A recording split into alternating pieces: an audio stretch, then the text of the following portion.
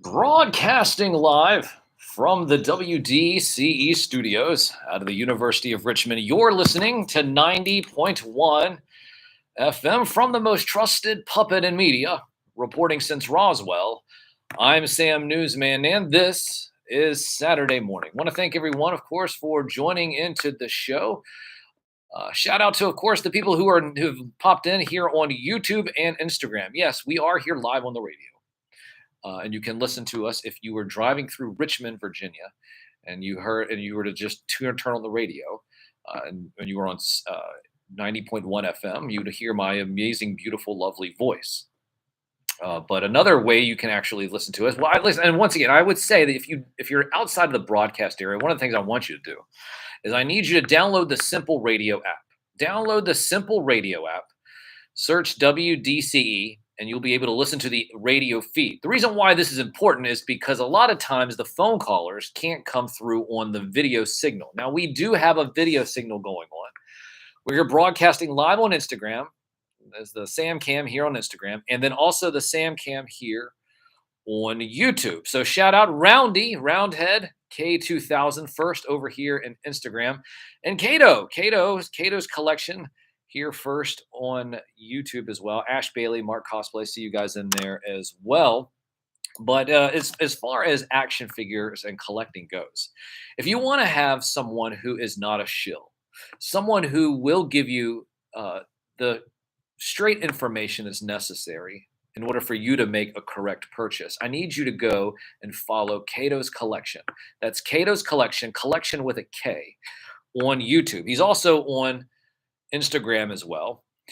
Does some reels. Very heavily transforming robots. Still waiting on the GoBots and Rock Lords, by the way, Cato. What's going on? You need to tighten up with that over there. But go to Cato's Collection, follow Cato, and go to his subscribe to his YouTube channel, and you will once again get no shill commentary on action figures that you see. And once again, because a lot of times a lot of these people out there who are toy collectors, they're shills. I'm accepting GoBot donations, right? Well, if I send you my GoBots, you need to send them back to me. They don't become a part of Cato's Collection if I send them to you. But yes, I do have TikTok at Sam Newsman on TikTok as well. Sam Newsman on Twitter. We'll be getting into Twitter here in the next segment, not this segment, but the next segment. But once again, so at Sam Newsman on Instagram, at Sam Newsman on Twitter, on TikTok, Facebook, YouTube, and Twitch. We have not set up the Twitch thing yet, but we will be doing that here in the future as well. Maybe doing some live streams on Twitch as well. Throwing the net out all over the place, at Sam Newsman all over the internet. But, in terms of, like I said, toy collecting reviewers and shills, Cato is not one of those. And if you do want, it's the holiday season. It is the holiday season, and you might be in the market for an action figure and toy for a child, or maybe for yourself. And you said, hey, you know what? I haven't bought a Transformer in a while. And you know what? I should not buy any more of them anyway, because GoBots are better and Rock Lords are superior. No, I'm just kidding. Well, no, I'm not kidding. But if you wanted to understand about what a Transformers see how it transforms, you can follow Cato, like I said, on Instagram, and also subscribe to his YouTube channel for the No Shill Zone. How about that? The No Shill Zone with Cato's Collection. So if you do want to pick up an action figure or a toy for either yourself or for a child, because it is Christmas. It's the holiday season. Kids get gifts. And, well, if you're Jewish, you get toys for 8 nights in a row. Yeah, right? Yeah, Hanukkah.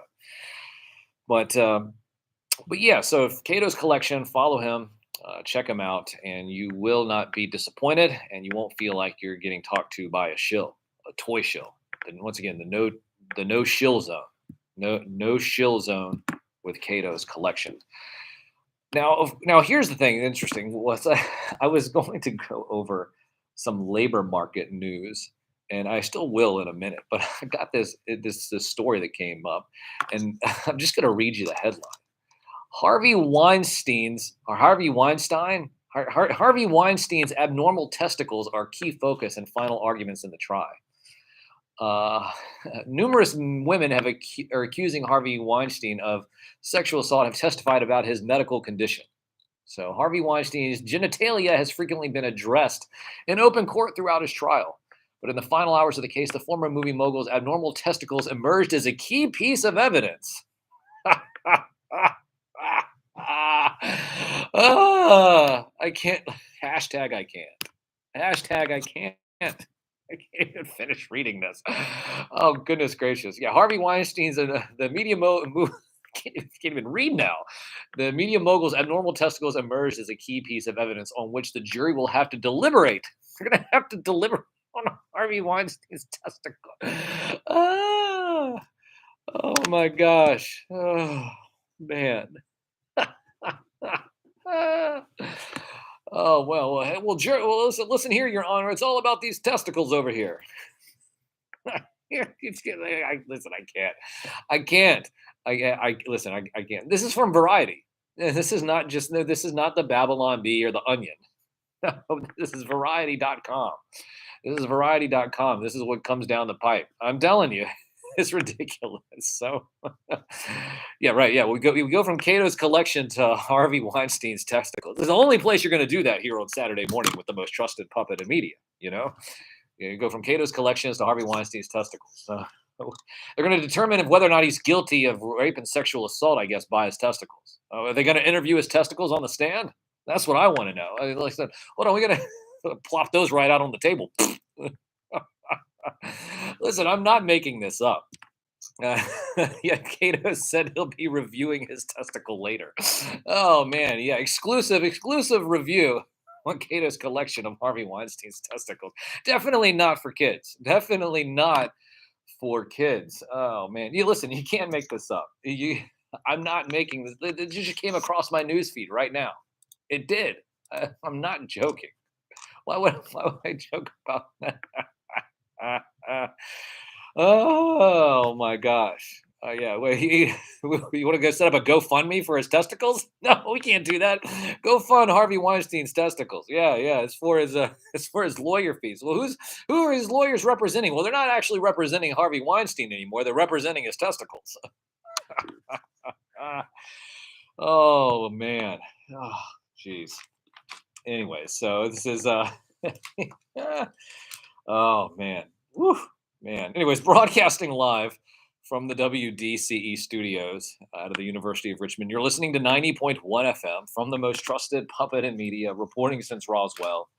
I'm Sam Newsman, and this is Saturday Morning, the only place where we talk about toys, action figures, toy customizers, toy collectors, toy reviewers, and testicles. And not toy testicles. I don't think they're toy testicles anyway. Ah, well, I do believe that I'm going to have TNT Nate calling in here in just a few moments. But before that, one of the things I did want to talk about is these job and labor statistics. They said that the job and labor market has been going up.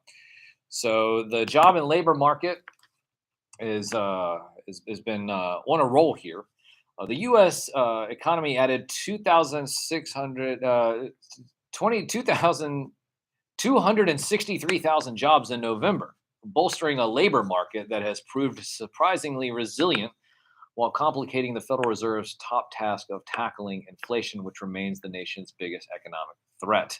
The upbeat reading from the Bureau of Labor Statistics released Friday was down slightly from October, but still well over historic norms and analyst expectations, while the unemployment rate remained unchanged at 3.7%. I'll talk about it probably at the top of next hour, but Newt Gingrich came out saying that he was saying that the Republicans need to be concerned that they're not giving Biden enough credit.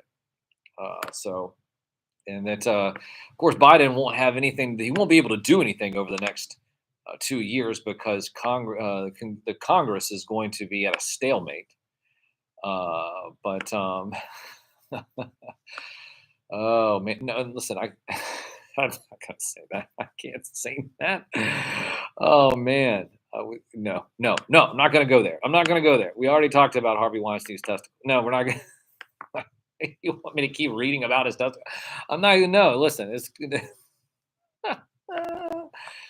oh, oh Lord. Oh my goodness. So, a couple other things. Well, every Saturday morning I go and I grab the newspaper. I grab the newspaper and it says Russia and Ukraine are fighting the first full-scale drone war. A war that begun with Russia tanks rolling across Ukraine's borders, World War One style, trenches carved into the earth, and Soviet-made artillery pounding the landscape. Now has a more modern dimension. Soldiers observing the battlefield on their small satellite link monitor while their palm-sized drone hovers out of sight. With hundreds of reconnaissance and attack drones flying over Ukraine each day, the fight set off by land grab, befitting in an 18th century emperor and transformed into a digital age competition for technological superiority in the skies. One military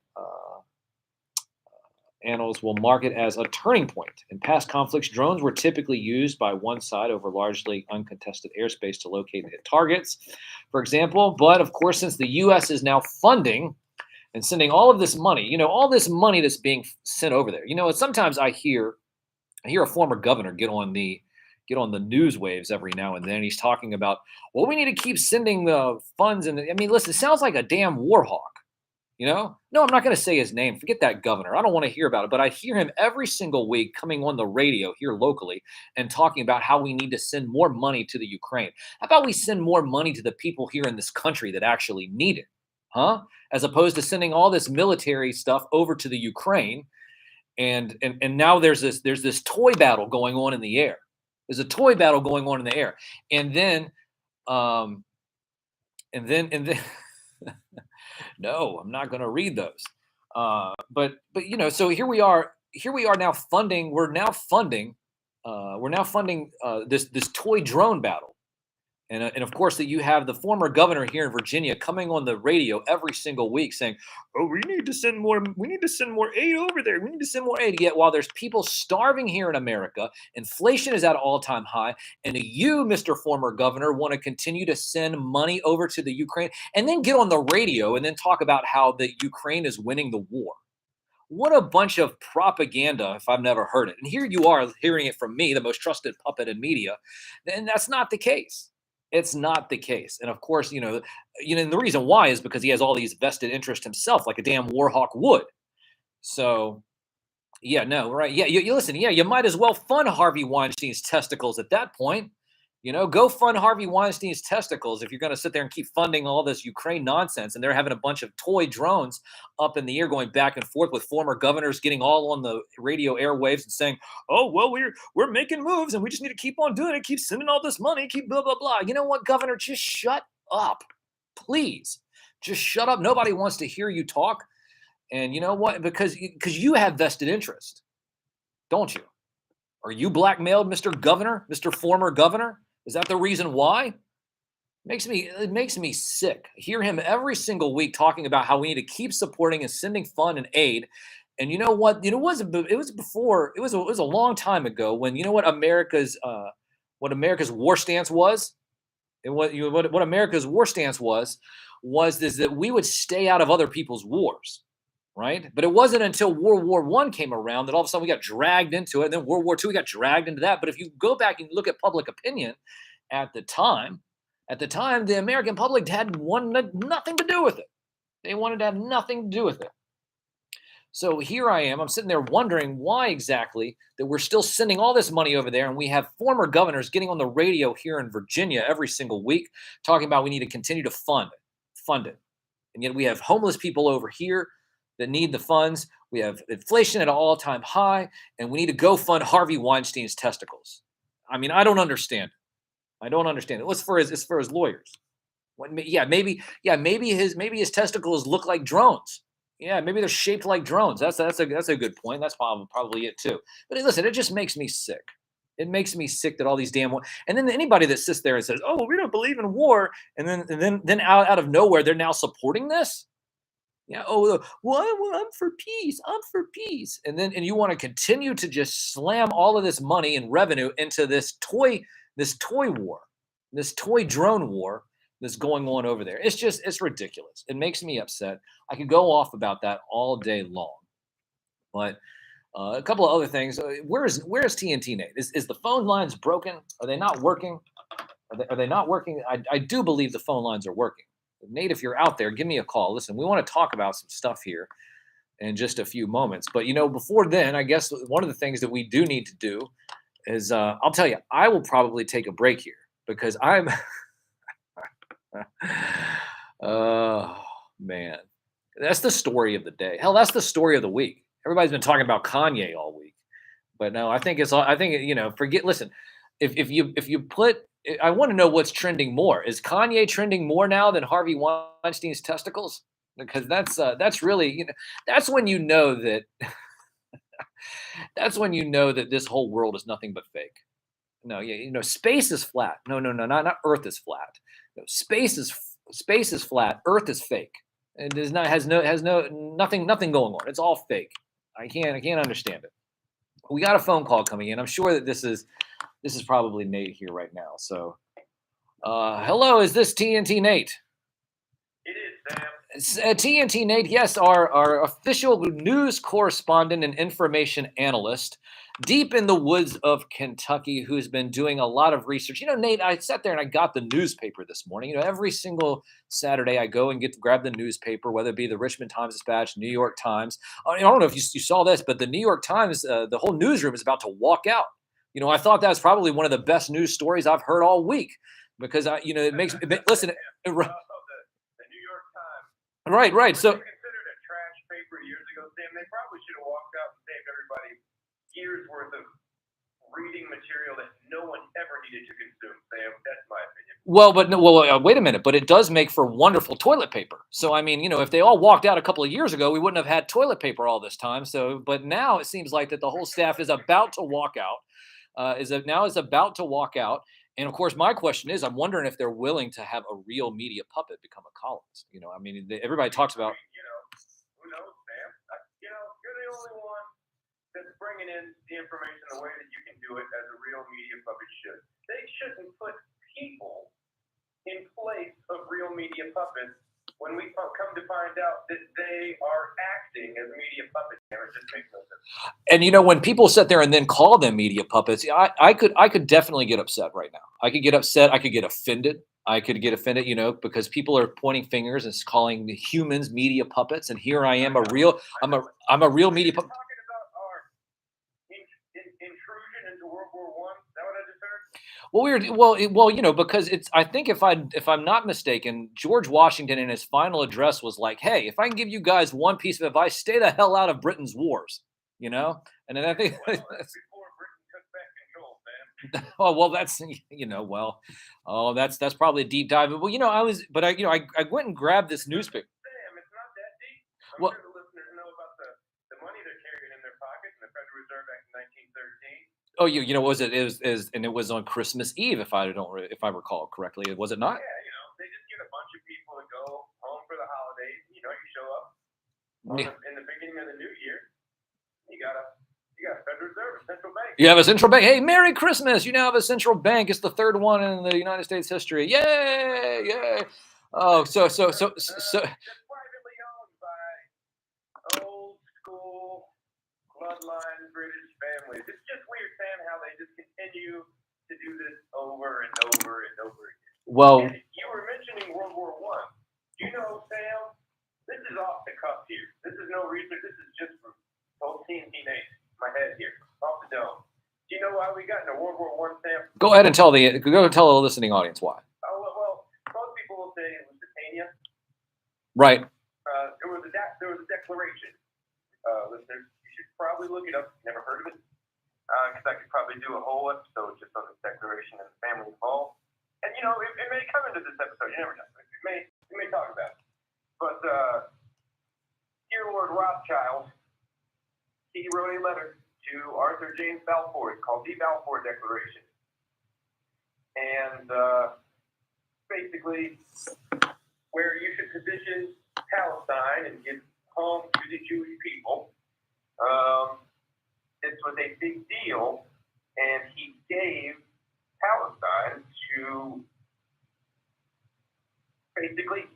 unsold Palestine without having it being able to be sold. It wasn't there to sell, supposedly, and it was sold by, guess who else? The good old Zionist Federation. So I just implore you all to look that up. That could be a podcast in itself. But remember, World War I and the Balfour Declaration. That's all I had to. That was my little 2 cents there, Sam. Oh no, absolutely, and that's definitely really interesting because I know that back in the day, originally, I think they wanted to have the Holy Land be in Texas. And that was, I think, that's like once again, the Holy. What? Wait, yeah. That's right. Oh Lord, here we go again. Okay, so, but all right, so here we go. Like I said, I picked up the newspaper, and there was a couple of news items and articles that I was really interested in, and one of them. Hold on, let's see here. One of them, of course, being there's the bunch of crypto stuff that's going. We'll talk about that here first, and also, yeah, the FTX stuff. Yeah, we're going to talk about that, and then also last night coming down the pipe was a whole bunch of nonsense and stuff from Twitter. And of course, here I am. I'm going and looking at the newspaper, wondering if I'm going to be able to see everything. And of course, none of it's there. So that's, of course, why we have you here to break down a couple of these news stories that I was thinking that might be on the trash rags, the daily trash rags, New York Times, the Amazon Post, or whatever you want to call it. And but none of it was there. So of course I have to get, you, and I'm sorry if I woke you up early this morning because I was like, I need some help over here because I'm looking at the newspaper. I don't see any of these stories here. And it seems like there's. Looking at it at the same time. I mean, this is all breaking, so there's not a lot of research to be done. Also, we are informed, and so our previous research can kind of lead us to putting some pieces together, Sam. And that's kind of what I was doing with FTX, the Twitter files. I'm still looking them over, but I will gladly talk about them with you, Sam. Well, let's go first into this whole crypto thing. I was looking over some news articles earlier in the week, and it seems to be that outside of the guy who's the head of FTX, who was worth a bunch of billions of dollars about a month and a half ago, now he's only worth 100,000. Yet his mom has bought a bunch of millions of dollars in properties, multiple properties in the Bahamas, and but he's only now worth 100,000. Of course, he had an interview with George Snuffleupagus with yogurt. Anyway, so he was talking with him and looking all sheepish, and Snuffleupagus was sitting there, pegging him about pegging, but he couldn't say anything, but.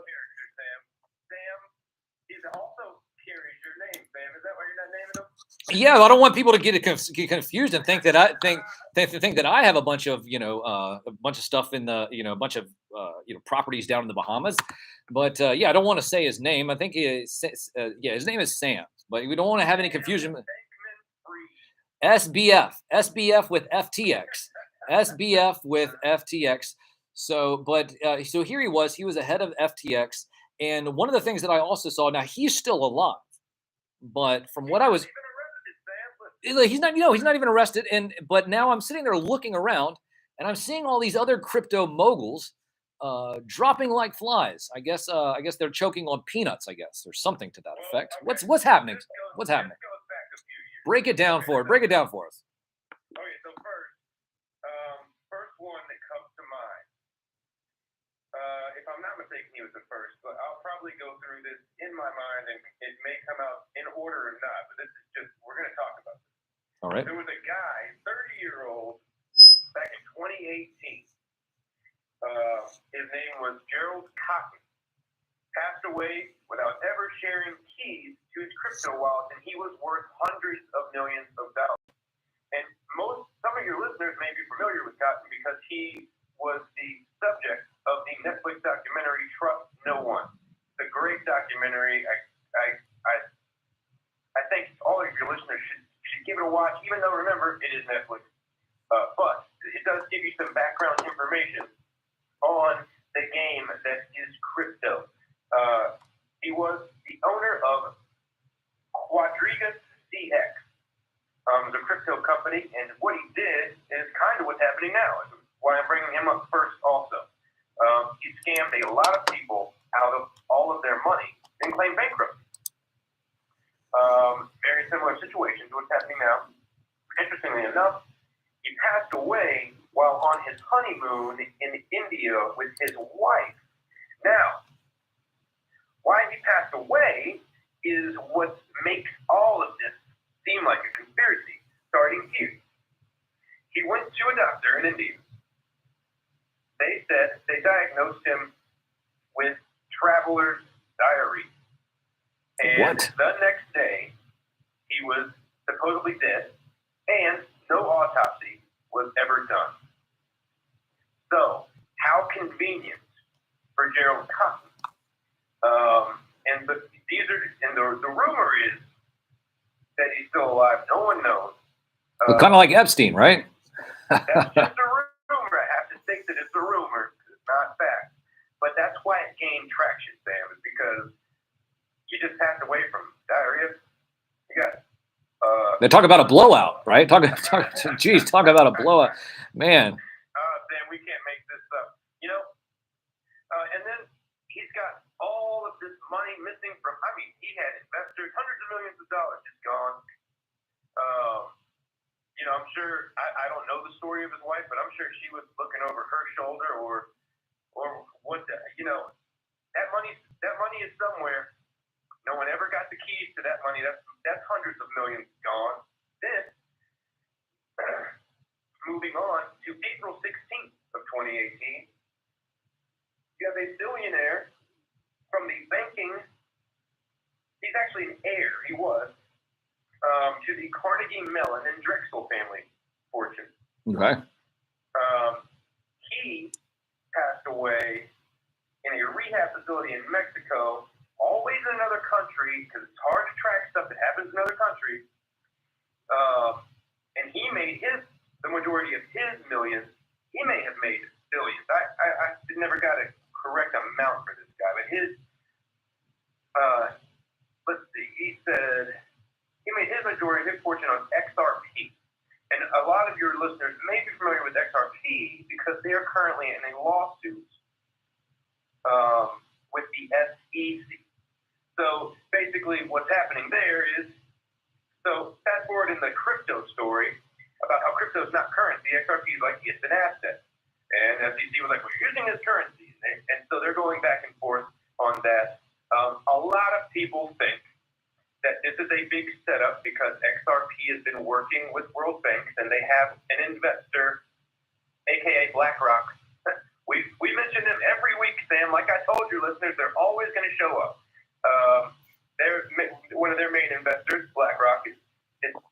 They're now basically positioning the market so that XRP can help governments communicate and transfer crypto. And I don't think just any crypto, and this is just my opinion, Sam, but there's because I'll get to this in a minute, but there's a huge push for these central bank digital currencies all of a sudden. Okay? Remember, that guy's name is Matthew Mellon. He was the Carnegie Mellon heir. All right, next. Fast forward to the month of the scandal, the FTX scandal. Right before it happened, you had 29-year-old Nikolai, and forgive me if I pronounce his name wrong, Sam, Ushagan? Gesundheit. Ushegian.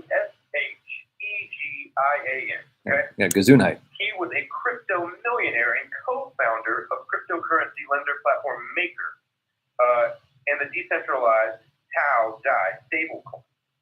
He was found dead on a Puerto Rican beach, fully clothed, hours after releasing a tweet. And it's going to lead back to Twitter. This is all, it all seems to always come back to one way or the other. And BlackRock shows up later in the story, I'm pretty sure. So we'll see. So he tweeted, get this, that, this is a kid, mind you. When you look at the picture of this kid, if you look him up, Nikolai just looks like your average nerd, okay? He tweeted this, that Mossad and CIA and pedo elite were running some kind of sex trafficking, entrapment, blackmail ring out of Puerto Rico and the Caribbean islands. And then hours after that tweet, and then apparently they had something on him because then he stated in the tweet that they were going to frame him with a laptop planted by his ex-girlfriend, who he claims was a spy. You can't. This is. What are we watching, Sam? This is it's like 007. It's like James Bond in real time. It's crazy. It's exactly what it's like. And he also stated they will torture me to death. Well, literally hours after these tweets, he was found dead on the beach, fully clothed, with his wallet on him. No one was trying to rob him. No one was looking for the key, because he could have had a treasure. And for all of you listeners who don't know what treasure is or things like this, these are physical wallets where you can store safely your cryptocurrency or digital assets. And a lot of people use those instead of putting them on exchanges because of what's happening with all of these random exchanges losing billions of dollars and then going bankrupt. So, but he was still found. His wallet was on. So that was crazy enough. And then you had the next guy, your next victim. You know, Sam, are these people friends with the Clintons? Because, I mean, there's a lot of people go missing around those people. But anyway, I digress. Next, he's from Hong Kong. Tian Kullander was also known as TT. We're just going to call him TT. Okay. He was co-founder of Hong Kong-based asset company the Amber Group. Just happened, and he was 30 years old and just happened to die suddenly in his sleep. He founded the Amber Group with former coworkers from, guess who's connected to all the banks, Sam? All the bank, BlackRock, all the old families that we mentioned from 1913, they're all still here, Sam. They all just happened to show up. Coincidence? Who knows? Where's the truth? Anyway, he previously worked with his co-founder from Goldman Sachs, Morgan Stanley, and they were all his business partners, and they still continue to run the company today with their main founder dead and billions in assets, I guess. You guys can look up where those assets went, but I'm sure we all know that just gets spread around. And that poor guy lost his life at age 30, apparently just dying in his sleep. So I'm insinuating conspiracy because I can't say, we want to present facts here, but I'm TNT Nate. I'm here to drop some truth, but I'm also going to give you my opinion.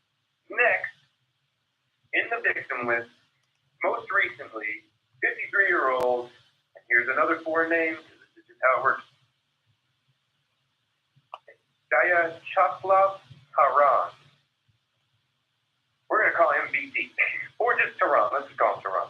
A Russian billionaire and co-founder of Libertech, which used to be a Forex company. It was founded back in 1997. So they've been trading currencies for a long time. But he died in a helicopter accident right outside of Monaco. So a really wealthy dude just happened to die. Helicopter accident during the time. This one happened, and TT happened all during that FTX scandal time, right? This is all going down right at the same time. It's crazy. It is like watching a movie when you're reading the news, Sam. It was reported that another unidentified passenger was supposed to join him on the flight, but canceled last minute. It seems to me that a bunch of people, that happens a lot. It reminds me of the Titanic. A lot of families were supposed to be on the Titanic that weren't. Guess what families? Those banking families. Anyway, Ukrainian press alleged that Tehran was a Russian spy. Of course it is. But that has yet to be confirmed either. But I just have to note that because it was that they did. Ukrainian press came out and alleged that he was a Russian spy, and that's never been confirmed or denied, except by his wife. His wife came out and said that's an absolute lie, but never officially by the news, by the fake media puppet Sam, has it been confirmed or denied for sure. But his wife said that's an absolute lie. Her husband was not a spy. It's speculated that Tehran was laundering money for Russia, but this hasn't been proven either. His net worth, what money just kind of poofed and went away. So all of these guys were co-founders, which means they had multiple founders and boards that this money would have transferred to. right? It's not for family members and for direct next kin. I'm interested to see if any of you listeners can come up with, and let Sam know, because this was hard for me to find out, where these monies transferred to. Because that's where I'm going to be looking, and I think you guys should look the same place. But it either went to the Cayman Islands or a Swiss bank account. Come on, you know that. All right, so I'm not. Come on now. You can go there. But What do you mean? That's the only place they would go, because you can't sit there and look in those. It's from the Bahamas and the World Bank, and just so happens everything leads back to Switzerland. But I kind of want the listeners to get in on this. Kind of let's have a follow up, and let's see if we can get any feedback from the listeners. But isn't that worth the money that was lost was $20 billion. $20 billion. And all of these guys were none of them were in their golden years, Sam. The oldest one was 53. You're talking about 29-year-olds, 30-year-olds, 53-year-olds. Most people, the guy who started McDonald's was 52. Most people are in their business prime. These guys didn't lead dangerous lives. And they're just winding up dead, Sam. Where's the truth, Sam? Where's the truth? Well, one of the interesting things is I have someone here in the chat, Raw Talk Real Deal. Shout out to toyfiendcult.com, where you can go and get a bunch of t-shirts and apparel, exclusive apparel. Once again at toyfiendcult.com. And listen, he made a mention here. He said this is the government's plan to usher in their coin. How do you invalidate crypto at the same time regulate crypto by replacing Bitcoin, et cetera, with a Fed-backed coin? What's the end game with all of this before we get into the whole Twitter thing? The end game, Sam, is exact. Who is that? Who is that in the chat? That was Raw Talk Real Deal. And once again, he is the owner of the website toyfiendcult.com. It's a it's a apparel company for collectors and yeah. You're absolutely 1,000% correct. Well, yeah, well, there you go. Game, good job, Raw. Follow the money, Sam. Always follow the money. The end game is the money. They can't have decentralized currencies that people can trade between each other that have actual backing. No. Just so happens this month that right after this happened with FTX, right? The New York World Bank, because there's World Banks all over the world, if you listeners don't know, there's not just one. They function as one, but they have offices. New York World Bank released their stable coin, they're going to call it. It's a central bank digital coin. That's the end result. India released theirs. Africa released theirs. China has already started on that process of theirs. This is happening all over the world. They need to control this. That's what the lawsuit with the Ripple is figuring out, how to regulate this. And they're going to use big companies like that as the end game to help regulate so that they can control the central bank, the crypto market as a whole. They're going to try to regulate it so much that they make it so that the only thing that you think that you can do is go with their central bank digital currency, which, by the way, will have zero backing, and they'll just be able to create your monies with a press of a button, not even a printing of a sheet of paper. You will not have anything you can store, and they will have access digitally, just like they've done all over the world, Sam. Remember in Canada when those truckers tried to protest? Remember that a few months back? Well, guess what they did, Sam? They froze those truckers' bank accounts. That was a big no-no by Trudeau, but that's what they did. That's just a test. They do it in China off a social credit system. That's the next big thing coming up, and that's all. They're also testing that there. They even attempted that in the state. I think it was in Denver. I think I brought this up on a previous episode, but I have to go back and look. But Sam, control is the end game, and money is the name of the game.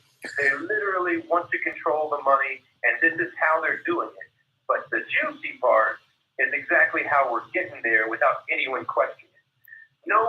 Barely anyone's writing about this, Sam. That's why we're here to talk about it, and that's why your listeners are as informed as they are. So good job. Good job. what was his name? Raw Talk Real. Yeah, Raw Talk Real Deal. Raw Talk Real Deal. Good job. Glad that you listened to the show. Thank you so much for chiming in. We really appreciate that, don't we, Sam? Absolutely. Yeah. Once again, we are broadcasting live here, WDCE 90.1 FM. If you're outside of the broadcast area, sometimes it's hard to hear the phone calls. I'm trying to get a little bit better about this week after week, but we are broadcasting live here on Instagram, at Sam Newsman on Instagram, also here on YouTube as well. If you want to listen to the show and have the direct radio feed, is where you can get the probably the clearest sound in terms of the radio, and also the callers that call in here to the station. You're going to download the Simple Radio app. Download the Simple Radio app. Search WDCE, and you'll be able to listen to the show in its entirety, from beginning to end, live. And once again, be able to hear callers like our official news correspondent and information analyst, TNT Nate, which you can follow him at TNT Nate on Instagram. Now, Nate, we got about 4 minutes left, so it's not going to be a lot of time. But we're going to brush up here because I'm looking at this news article, and it says just hours after Twitter CEO and billionaire Elon Musk released never-before-seen information regarding social media platforms' decision to suppress news stories about the Hunter Biden's laptop in October of 2020, some conservative journalists are saying that the report isn't exactly the smoking gun that they had hoped for. Miranda Devine, a reporter for the Washington Post, who has written extensively about the Hunter Biden laptop controversy, was seemingly unimpressed with the information that was revealed in the so-called Twitter files, suspecting Musk may have kept a little bit of information in reserve. This is not really the smoking gun we hoped for, Devine told Tucker Carlson on Fox News late last night, and I feel that Elon Musk has held back some material. Now, there was a bunch of data and dumps that happened, and like I said, within the next 3 minutes or so, could we just go briefly into exactly what this was all about? Well, the Hunter Biden laptop, Sam, has been out for a while. I think they were expecting for all of this crazy truth to be released about the laptop. Well, I mean, Twitter may have had files, but they're not going to have the information, Sam. You know who's hiding the information on that laptop? The same deniers that the laptop even existed in the first place. That's a good point. Your favorite Dems